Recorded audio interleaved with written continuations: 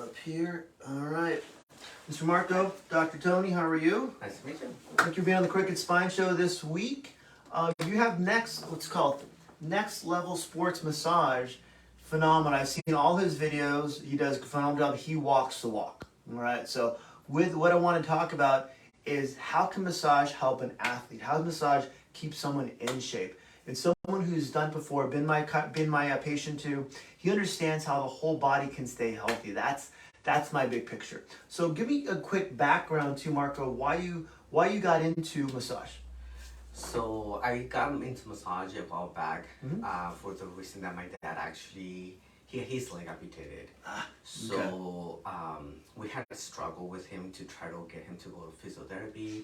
Mm-hmm. He would just make me like, just do it yourself. You know, Exactly. Just, as a Latino parent, I've always always been like the lawyer, the doctor. Like, hey, the you're the Yes. advocate for your Yes. family, So basically. being able to try to help on with all of that, it just made me want to learn about it. Good. And How do I that's- do this? And talk a little bit louder. Let me check some real quick. And that's the biggest thing is, Marco, as you know, is we have to take care of our family, but can we do it through just chance, or do you do it through actually experience? You know, that's a big thing, Yeah, right? yeah, yes. And then before you became a massage therapist, what did you do beforehand? What kind of work? I was a pizza boy. I used to Alright. work at a pizza place. Awesome. Yeah.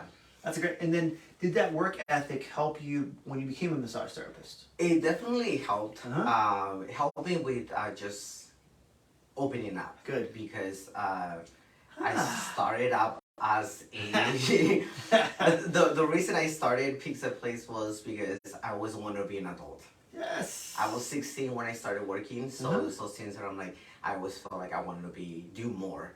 Mhm. So Yep. I started with a just answering phones. Good. And one day I told him, I was like, I want to learn how to make a pizza. Perfect. And I said I want to learn how to make one, not don't throw me Yeah, into hey. the kitchen Hey. and then make me the cook. And they did. They made me the cook. And the first couple of days were stressful. Uh-huh. I wouldn't say I used to like not want to go to work. And I told myself, I'm like, well, why do I want to keep doing this if Yeah. I'm a kid? I shouldn't be working yet. Well, Just heck, said, hey, take a step back. So you're uncomfortable. Definitely. Good. Yes. So how did you get comfortable? By just putting myself into situations Mhm. where I feel like I don't belong, or I So, shouldn't be okay, doing. I don't want to make pizzas. I'm gonna figure it out as I go. It's gonna be stressful. But how long did it take you from going stressful to not stressful? It took me about a month. Yeah. Yeah. A month. Just a month. Keep in mind, I only work weekends, so it was Good. enough time. So to just, so 8 days. just about. Basically. Yeah. 8 days. Yeah. Wow. And then did you deliver pizzas too? No. Okay. I just You're in-house. just- Hey, yeah, in-house guy. yeah. Good. And then were you uncomfortable communicating with people on the phone? I think it made it easier just because it wasn't one-on-one. It wasn't in person. Okay. In person is a little different, so Yeah. where I'm like, I kind of struggle with it. Yeah. But over the phone, I'm just like, they don't know me. They'll never have to see me. Obviously, when they come pick up the pizzas, they're like, oh yeah, that's the guy. But Yeah. it was a little different because in my mentality, it was like, I will never see this person again. Got it. I can just be myself. You can be more confident that Correct. way. Yes, correct. And nice. And if they come in and say, "Hey, I talked to some guy on the phone. Yeah, his name's Mike. He's not here anymore. Yes. We fired him. yes. Oh, he's Pretty out much, of here. yeah. Done." and why is communication so important, just in general? I think it's part of it. Being able to communicate with someone is you want to bring your point across. Mm-hmm. And with me, it's a work in progress. Just because I want to make sure that everything I communicate, it's something that it's gonna educate my clients. Because half of the clients that I have, they go and tell someone else, "Oh, my massage therapist told me this," and they believe it. So if I'm just not telling them the right information, then it makes me feel like just like And it's almost and same thing with me. It's irresponsible for me. It's malpractice. correct. Yes. But Yes. something like, okay, now this person's it lose your reputation. Yes. It's huge. And then why massage therapy? You know what? I always had the idea that I wanted to help people. Okay. I unfortunately my idea of helping people was have Yeah. money, have like start a charity, and Yeah. start to Good. donate and all of that. Nice. So the idea of massage therapy was actually supposed to pay for my career, which was culinary. Got it. Okay. So once I got into it, I was fascinated by just like anatomy, like kinesiology, all this, like how amazing the body can do, like all the things they can do. If you fuel it properly, it can heal, you know?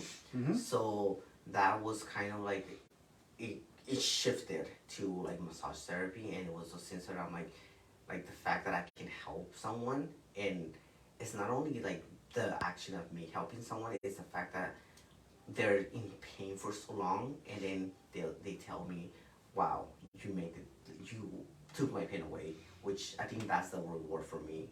Well, the thing is, you're their healthcare practitioner. You get them, and you don't need a degree or a big loan like I have, $100,000 plus. You need basically to help someone. Yes. In a physical sense, you're helping someone physically and also emotionally, because those nerves connect to the body to help them emotionally too. And with physical therapy, how was the schooling?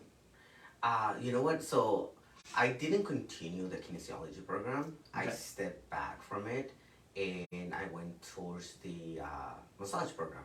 So with that, This is from a college perspective, or from what? Take me one step back.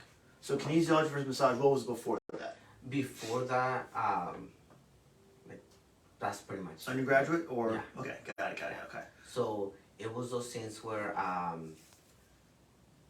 pretty much financially it was a struggle. So like I said, I can do massage to pay for my Pay- future correct. and what I really want to do. Then Yes. wait a second.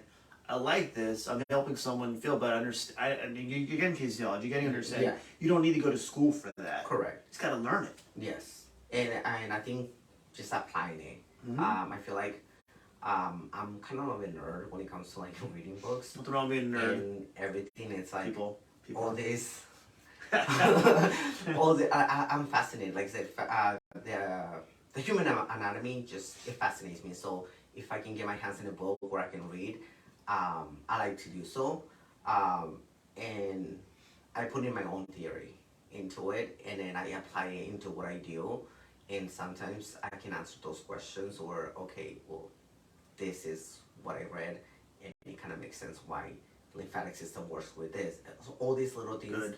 on top of like things that I learned from like people that just kind of share their stories. There's certain things that makes you an expert. It's book knowledge, yes, but application of book knowledge experience is your other part that most people miss. Correct. Yeah. They can't do that, or they can't follow through, or they learn something.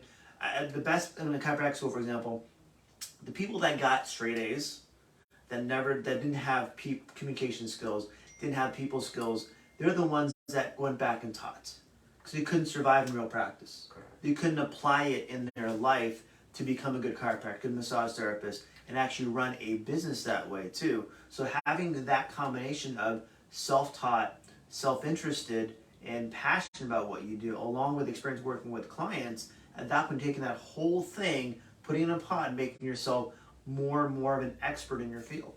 Huge. Did you have a mentor growing up too? You know what? I didn't. I feel Okay. like a lot of the times it was just learn as I go by myself. Yeah. Self-taught. Yeah. That's okay. That's okay. And then with your knowledge for one too, walk me through what type of do you run your own business? Yes. Perfect. Right. I thought so. Wasn't sure. Yeah. So why do you like to do it on your own versus being an employee of Massage Envy or one of these places, which you're fine? But why different than just doing it on your own? I get to make my own decisions. Yes. I always have the mentality where it's like if I don't like someone telling me what to do, then go ahead and do it Sorry. myself. You know. Sorry. So it's those things where I always had the idea of what I wanted to do. Mm-hmm. I just didn't know how to do it. So I think it took me. I did when you mentioned if I had a mentor. I didn't have a specific mentor. Yeah, not from Massage Envy. But I did have a group of clients Nice. that push me, and they're the clients that I still see around, and they still come and see me. But I pretty much they're the ones that believed in me and in what I do to actually tell me, you know what, you talk about this too much. Why don't you just do it? Like I'm tired of hearing you say pretty it. much, yes. Just do it already. And every single one of them guide me through particular parts of what Running a business or running a yes. show. Okay. And from What there, did you do beforehand? Were you just independent, or you working I at was school? I was working independent, but for a company. Got it. Okay. Yes. So with the people that when they pushed you, did they and realize everyone goes through that again, uncomfortable, like being back in the pizza shop, uncomfortable, I don't know what I'm doing, but you learn as you go. Correct. You find people that will help you and help guide you, taking the risk. Okay, I it's risky. Running a business is not easy. There's a high failure rate, but can I do it the right way? Because potential's there. Someone's told me that. I can build up potential to now run my own show. Correct. And Not for everybody. Not for everybody. You know what is? Huh. It's easy to say that I thought I was gonna be harder than everybody else Why? said it was, because I feel like I got discouraged by many people that were like, "Why are you gonna do this? Why don't you?" You know, it was Yes. always that. You need haters. Yes, that they didn't believe in me, or they pretty much said, "Oh, you're serious about this?" What? And I think that was kind of like the wake up call where it's like, Whoa. "Oh, I think it fired me up to be like, you know what? I'm gonna prove it." Towards the end, I ended up proving myself that I can do pretty much just whatever I wanted to do. But at the moment, it was like, I'm gonna prove you that I am serious. I can take care of it. Yeah. What? And maybe it was just reverse psychology or something like that with those. It people. could be. It could Maybe. be like maybe More of a challenge. At the time, it was like I took it as like, oh, whatever, watch me. But now there is certain things that I'm like, I'm thankful because of that conversation. It made me push harder and wanting to prove a point. Good. But also I learned things that what to do and what not to do, as well as if I just ever decide to hire someone, never tell them or discourage anybody to like not wanting to do their own. You have, and like that's what I in the interview with you. You have a good mindset. You're a pusher. But you're positive too. You would be a good mentor for somebody else. In my mind. Because you've gone through it for one, too. You understand how the system works. You understand what the mindset you need to stay motivated in the hard times, because things aren't easy. How long have you had your own business? I opened in 2020. Oh. July 1st, 2020. So you opened during the pandemic, Yes. of 2020. Why? It was the perfect timing. People say it was the worst timing. So everything had shut down. okay. The job that I was working for completely closed. My clientele were police officers, nurses, all these physiotherapists that were still showing up to work. And they had asked me if I can just go do house calls. So I was doing it for a while, but it started to get more active. And I'm like, if all these people are closing, all these places are closing, this is the perfect time because I'm stealing everybody's clients. And when they call it market value, you're taking everyone's market because they can't be open. Yeah. Because legally, and as a business, they can't. You're seeing them. You're taking care of people. They trust you. You already have instead of having the business then clientele, you actually already grew your clientele into your business. Correct. Phenomenal. You're the second person I've talked to who did this, and was actually I know more, but they had the independent idea to do it versus I have to work for somebody else. Yeah, no, I think it was, and that was like the push that I needed because I have never like quitted a job. So Good. The fact that it closed, it Like, pretty much made me. I could only stay still for two weeks. That was my record. 2 weeks, and I'm like, I'm bored. I need to do something. So I started. I just like calling everybody that had reached out once. Yes. And that's how I started. So you're calling at, and again, I'm just going to go back to the P place. You're calling in, and you're calling people, hey, I do massage, I'm on the side, boom, boom, boom. If you need me, let me know. Yes. Boom, boom. Yeah. Out of, say, 10 people you called, how many people called you back or wanted to book with you? You know what? That's not really a high percentage. Out of everybody I reached out, there was only 10 people. Yes. And those 10 people are the same 10 people that pushed me to do it. And what was the total number of people you called? I want to say about 400 people. 400 people, 10 people, that's like 2%. Phenomenal. But that you needed that, and again, you needed to make those 400 calls to get to the 2%. Correct. To get the 10 people to call. Yeah. Fantastic. This is the grit that people don't sometimes have that you were forced to do. Because did you live at home with mom and dad taking care of you during the pandemic? I guess, yeah. Technically, yes. Honestly, yes. You could Yes. have, but you could have sat there and do nothing, or you're like, you know what, now it's time to grow. Yeah. Get going. And with your from then 2020 to 2023 now, almost July, how has things grown since then as a business besides for clientele? It is traumatically. Fantastic. Everything. It's sometimes I even question it. Why? What the heck? Why? Because I never did any marketing. Never did anything. Just barely started doing the social media part. Mm-hmm. Everybody that I know and that I've seen, it's because someone else has referred them to me. Mm-hmm. And when they tell me the names, I'm like, I haven't seen that person in like 2 years. Mm-hmm. But they remembered that when they went through the same pain, I was able to help them. So when they talk to someone that experienced the same pain as them, they're like, oh, this is the person I go to. And like I said, it's kind of shocking that it's still happening that way. But you're always marketing though. You're by taking care of your clients, by putting and we'll talk about social media stuff in a minute. But by taking care of your clients, that is the best. We have it on our wall up here. The best personal referral comes from taking care of your people. Yeah.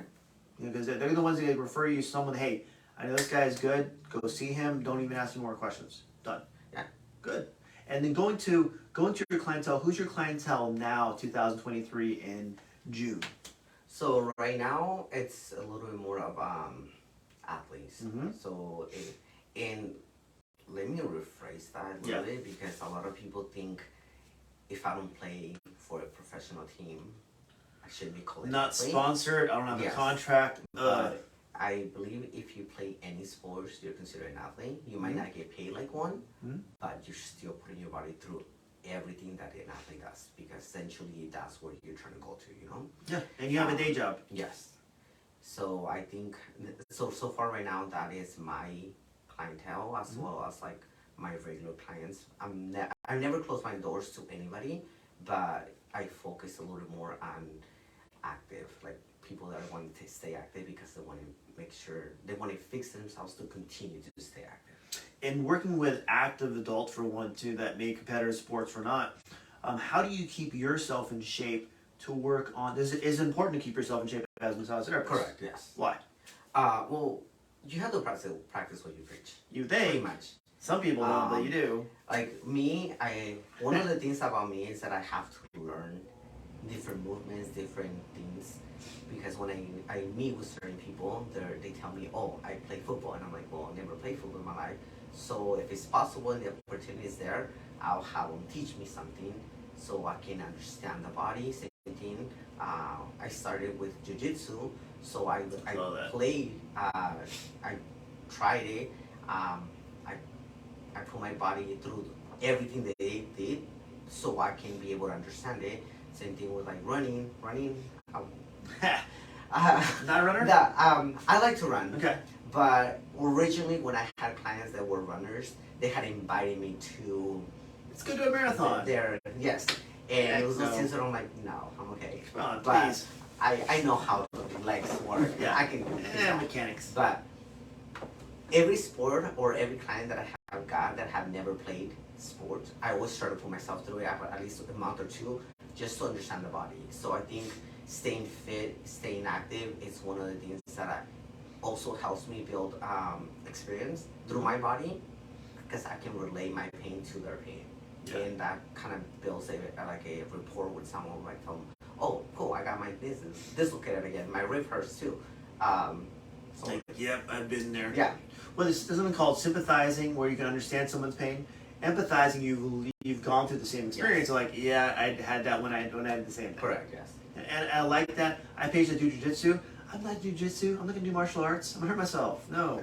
But my biggest thing is you're getting into the client's head that, hey, I'm here personally to help you because I want a person to understand where you're going. They're correct. Yes. Wow. And going through your types of massage, I saw a bunch on your website. Walk me through your massages, what type of massage, why they're different. Okay, so pretty much, right now I focus on sports therapy. Okay. So pretty much sports is kind of like a combination of every modality, Okay. just to focus on correcting or finding the problem of what's causing the client to have that discomfort. So that's my main focus. Lymphatic, I focus a little bit more.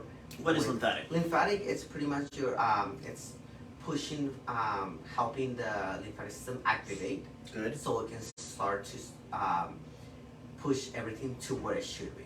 A lot of people like I said, I don't do like post-op lymphatic because that's just a little more in out of my scope of practice. Sure. So but I do have people that I refer to, but like me, it's more of like, okay, I have worked with cancer patients where I help them just kind of push all this like it's physiology, right? It's physiology. If you understand physiology, you can help that person physiologically, their quality of life get better. Correct. Yes. Fantastic.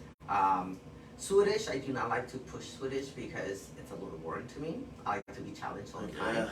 So I do it. Okay. But it's something that I don't like to push.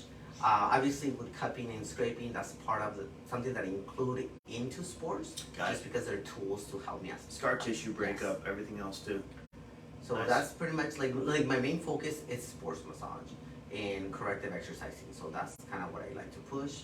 But once I build my clients enough to where they can pretty much like, hey, today I feel like nothing's hurting. But I still want to come in.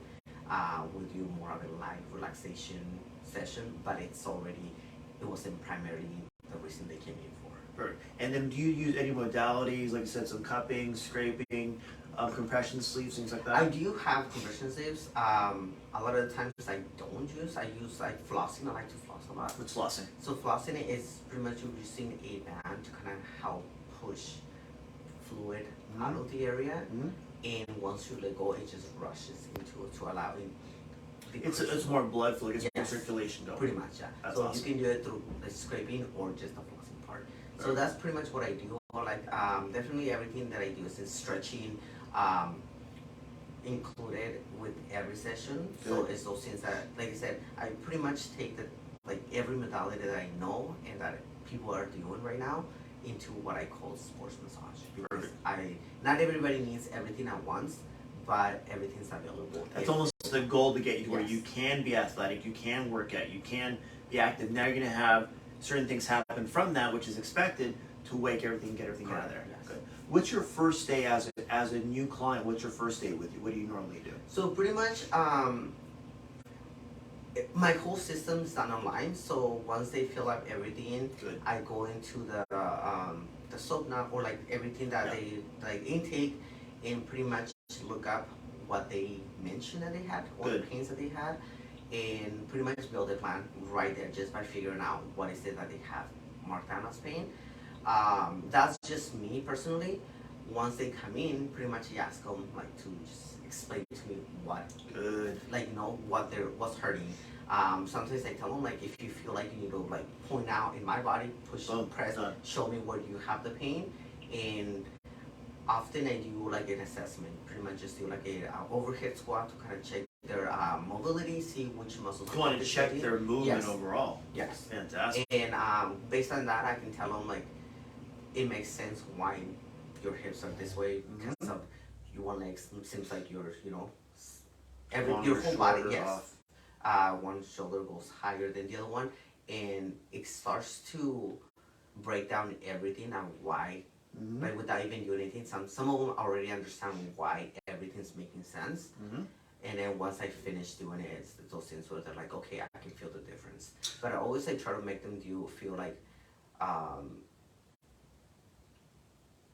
like to educate them on what I'm gonna do because I don't want them to be like, okay, well, I came with back pain, but you say it's your psoas. Why are you like trying to release? So it's always like explaining them like I'm not doing communicating this. to them. Communicating. Well, and I like that because you're giving the full assessment. They do it online. At that point, you actually look at all the information beforehand before the client comes in and go, okay, you have this, this, and this. Let me make sure my information is correct. Let me look this up. If need be, let me look at this. So you come in with a plan already set up, and you confirm it with the patient. Here's what's going on. I want to make sure I communicate this well with you. So, and you walk through some stretching exercise, some posture assessment too. So you're doing everything that you're doing more than a medical doctor would do, more than an orthopedist might do, but you're walking through it beforehand doing the research, doing your due diligence, preparing a plan, then you come back to them, you're spending more time than most doctors would. Sorry. I mean, don't. But it's something to where Yeah. what I like is that he's showing competency by really looking into everything, then explaining to the patient, hey, this is what's going on, this is the link between this, and this. You're making what I like to call, you're making the patient their best doctor, their best own personal healthcare practitioner to take care of their body. Yeah, I think primarily like my goal has always been to make the client feel like they're being listened to and taken care of. Huge. I had gone with my dad to so many doctor's appointments, and so that's why when they ask him, "How are you doing?" he says, "Fine," and the doctor's like, all right, cool, he's good. See you next day. Here's a couple aspirins. Good luck. So I always told him, the doctor doesn't care about how your day is. When he asks you how you're doing, he means how's your body, how's your health, how's everything going. And he's like, no, he asked me how I'm doing. I'm like, okay, cool. So when I talk to clients, I don't ask them how you're doing. I always like, how's your body doing? Mm-hmm. Just so they know that we're talking specifically. Yeah, we're here. To what we need to work on, but at the same time, I already talked to them about how their day's going. Sometimes, you're breaking them in. Yes. You're breaking into it for one too. And but like is you have again you have good bedside manner, what they call. At that point, and like I said, the most important thing for a patient or a client is, can I trust this doctor because they're listening to me? When you listen as a doctor, healthcare practitioner, massage therapist, anybody, it allows a patient or a client to see this person is here to help me. This is the plan, and he does it genuinely. Sorry, it's fantastic. That's always been the goal. So, and you've grown your business, your single business because you have that personality. You understand from your dad's experience is I don't want to be like that. I want to be better. Correct. Perfect. I have interns that come in here and do the same thing. I go learn my bedside manner so you understand how to communicate well with patients, with clients, and make sure you can get them to know that they're gonna trust you. Fantastic. When you see somebody, how do you help them post massage understand what to do afterwards, your self-care outside of your place? So I always give them two options. I always tell them I can show you, and you can do this at home, and this was pretty much help you. And it's a little bit of work. You have homework. Gosh, I'm doing it because, like I told them, like the reason you come into me is because you lacked the ability to stretch. Well, lack the knowledge too. And also, yes. Knowledge. So a lot of times, most of them have mentioned that they don't know what to do. Yeah. So I always tell them, like, I'm gonna do it for you today, and I'm gonna show you what to do. And half of the time, they come back with like, I just rather you do it. Like, I'm so tired. Yes, but I like the fact lazy. I like that I gave them something to do, yes. And if they had the ability to do it, they could do it. Compliance. Yeah. You want to be compliant. Hey, I get my patients videos. They do them. I can't. They know what to do. Yeah. They know what to do. And when they come back and go, man, I wish I had time, Mark. I just didn't do it. When you do it for me, how do you then help them moving forward? So after that, it's those things where we create a plan. I'm like, okay, so if it's something that you cannot do just because of timing, but you find it easier to come in and I help you do some of it, then that's how we started. And then I'm like, okay, that just means at this point I just gotta see you. Yeah. And do you become their personal trainer or guide in their exercise routine? How do you help build that habit? So for the most part, I always tell them like, okay, I might show you all the stretches, I'm gonna do everything. I'm starting to incorporate personal training. Good. So I started with corrective exercising. Okay. So pretty much it was those things where, okay, these stretches, these workouts, we're not focusing on building muscle, losing fat. It's to strengthen certain muscles that is going to help you keep your hips in place. It's going to help you stabilize the rotator cuffs. So because of that process, now it's like, okay, well, you're there, but now you want to keep it long. So that's when I'm like, okay, so now I'm offering you personal training, and then this is what we're gonna do. We have a plan. I already know how your body works. I know what strengths, what weaknesses you have. So now I can build something that's gonna also help you in the long run to drop weight, lose fat, gain muscle, but we're focusing on your posture being, staying intact and not just have loose muscles and have your back go out of You're almost getting them out of pain, looser, stronger, and letting their body now change to a healthier state so you can handle their day. Correct. No, it is, But when sometimes when that's fine. At that point, you're gonna pay me to help you take care of that. Perfect. You should charge for that stuff. Yeah. It's easy, But when people and do you go over with them how habits work, how things like that work, or even with diet too? That's one thing that I don't go too deep into it because, like I said, that's not something that I am certified into, like giving someone. But I do mention like the basics. If you want to lose weight, you can't eat French fries every day. Yeah, like simple stuff. Especially with chili cheese and pastrami. Starving yourself and then binging on food.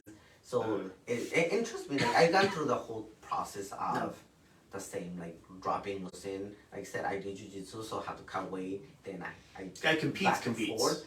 So it's those things where when I'm not competing, I'm worried about it, and I start eating quadruple double cheeseburger thing. Yeah. So you're human. Sorry, so I Marco. get it. Like I understand it. Like so when someone says, "Oh, but are you gonna be able?" I'm like, yeah, because I gone through this. I know what it's like. I know how it's like to. I used to get bullied. I used to get bullied because I was a chubby kid, and that built so much trauma into the way I wanted to look. Yeah. Because I'm like, oh, I'm never satisfied because someone's gonna say something or whatever. When I started doing massages, someone told me, "Oh, you're too small. You look too skinny. Are you sure you want to do sports massage? What the heck? Are you gonna have the strength?" So it's those things where before it was like, "Oh, you're too chubby," or now you're too small. So ever since then, I started personal training. I hired someone to personal train me for the longest. Ever since I started massage, my whole career with massage, I had a personal trainer. I will tell you this: there's personal trainers that don't really care. There's people that actually do. Recently, I hired someone that I wanted as a mentor because I knew I was gonna take a step into doing personal training myself. So yeah, he pushed me. He, there's days where I was not following the plan, and he's like, "You want to do this or no?" Pretty much. And now it's those things that I'm like, I understand it. So my journey right now is also working, to build myself up to how I want to, which it makes me perfect for those clients that are kind of like, oh, I want to start, but I'm a little bit insecure because I've been there. I feel it, and I'm like, you know what? Like, let's do it together. Why not? I'm putting myself through the same process that you will be, and that does not make me feel like I know less if I don't have big muscles. Well, like you're saying too, you're when someone says, "Man, you're too chubby," "Man, you got this," like you're like, "Perfect. How do I change my life?" Correct. How do I change versus like, "Oh my gosh, someone told me this, and I'm gonna be in a hole forever." No. Yeah. No. But you have, and some people don't have that, which is tough. Don't even tell you, it's tough. But when you can change that to like, how do I improve myself? Great, thanks for the feedback, appreciate it. Now how do I change that to better me? Correct. Yeah. And we're always changing. Yeah. That never stops. Now you have everything down. And why social media as a way to now grow? I want to say grow your business, but just show what you've done, so you can say, "Hey, look, I've been there. Look at this post. Look at this post. What I've done here." Why is that important to you? I think it just opens doors for different people that sometimes might not know or you don't get to talk to everybody. Not everybody gets to talk to me who Marco is or who you are. Yep. So I think by showing them bits of my life can kind of resonate with them and be like, you know what, that kind of hit home.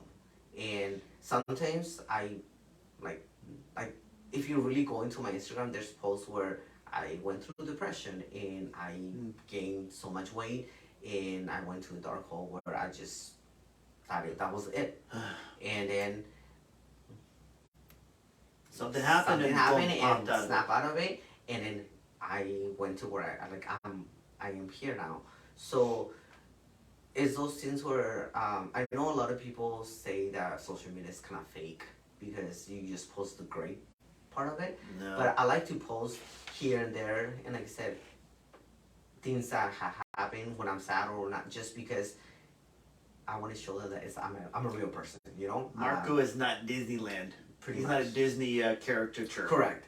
There's days where like I said, in my head, there's so many battles I'm going through. And it's always like either business, what am I doing next? Did I forget to Personal leave? stuff. All these things that I'm like, but I'm always going to make sure I try my best to help someone. And the best way that I do it is just by keep showing up. Everyone goes through cycles, right? Everyone Correct, goes through yes. up and down cycles. But by being genuine about that and showing them, hey, look, I'm a real person like you are. I mean, not perfect every day. Correct. I'm not. None of us are. But we go to social media, and some people say go to social media just to show just our best days. By not showing that, which I love, allows people to say, Marco sometimes has a bad day. Marco sometimes, Correct. like myself, eat chili cheese fries. Maybe not. I don't know. I do. I sometimes. I'm allergic to beef, so I can't. Dang it. We're not gonna eat food then today. But a lot of that's gonna be how do we understand that's gonna help us get out of that hole and then build a better layer of grit to make sure our next time, okay, I'm not gonna get there again. Correct. That you need experiences, bad ones, to make the good ones better. Correct. If there's a way to say Yes. that, right? We're all, and can we do that now? You know, someone's gone through that before. Hey, I've gone through depression. Mark can go, hey, look, I've been there. Literally, I've been there. Watch this post. I've been in this video. Yeah. At that point, how does my experience now help you get out of this hole into a healthier you, better you can maintain that now? Correct. Right? Yeah. Life is life. It's gonna happen. Yeah. How do we now get out of that? That point, you rebuild on top of that to make sure our body better, our mind better, and now have a better foundation to not let that happen again. Or if it does happen again, we can get out of there faster. Correct. Boom. Yes. Done. Yeah. Done. And I think sometimes when you post things on social media, there's people that are watching. Everyone's watching. And when I say there's people that are watching, because there's times where you might not feel great that day, but someone already messaged you saying, thank you. I saw your post and keep it up. Or watching you work out makes me want to do it. Yes. Or, dude, like, I'm impressed by, I've been watching your process. If I can do it, you can do it. Yeah, pretty much. So down. it's those things where that kind of helps me on those hard days where I'm like, you know what? I can do it. Well, plus you put good energy out Correct. there too. I say, hey, good job. You're replying to people's posts, commenting, hey, good job, keep it up. I see your post. Yeah. I don't stalk you, really, but I see what you're doing Yeah. out there to realize he's a good guy, and he's gonna show his goods. He's gonna show his highlights, his downfalls, his wins, his losses, and show you exactly how to get over that the next step. So I remember a coach said one time, I learn more from my losses than I do from my wins. Yeah. How do I get those losses now? How do I change that to make it a win over time? Correct. Yeah. We all have. We can't all bench press 500 pounds the same day. Oh. Day one, but maybe day 5, something like that. Maybe, I don't know, it's me. But how do we get there slowly without, again, hurting ourselves? And when we have, again, everyone has a back injury, every shoulder injury. It's when Marco's out there putting his stuff out, you go, man, I've had this problem for a while. He's just talked about this. Give him a call, figure out what's going on. Correct, yes. It's timing. Yeah. And like you said, it's when you build a plan based on your injuries, you can help them rather than just keep pushing and hurting yourself more. And then social media wise, give a quick where are you on social media? What's your link on social medias? I use, like I said, I use my personal one, which I try to post more about me, as well as build something with like the next level one. Yep. So I'm on the muscle mechanic _ The muscle mechanic _ and pretty much the muscle mechanic _ that's for just about anything. It's I use TikTok. Like I said, I'm barely starting to use that. On TikTok. YouTube and that's pretty Instagram. much Instagram. Yes. And also, Instagram. if you go to his Instagram too, you'll see the next level. Next level up, is it for the Instagram too, or next level Yes, sports next massage? level sports massage. There you go. So I'll that's the links to one that that too. which is mostly business related. That one's good. Yeah, go to his personal though. That put I have links in the show for all that stuff. Learn how to take care of your body, and then when you need help, which we all do, at that point, Mark was there to because he lived it. How to get there and maintain that. He's an athlete. He's jiu-jitsu. I don't mess with those guys. Those guys have like funny years. I go like, well, I walk up, I'm like, hey, you can dump my wallet. Here you go, take it. But what I want to make you understand is that he's gone through what most athletes have gone through or want to go through.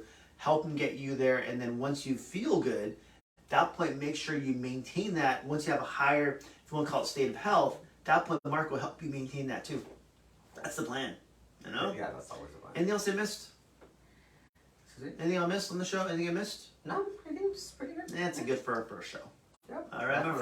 friend. Nice meeting you. Thanks, Quick picture for the camera. Hey, hey. All right. All right, my friends. Thanks for watching. Thanks for being on the show. And thanks you for watching me. Again, Dr. Tony on Crooked Spine Show.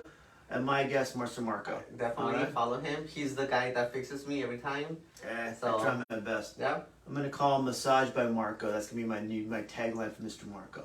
All right, my friends. Thanks for watching. Bye. Piece of cake. Man, that's what we do, right?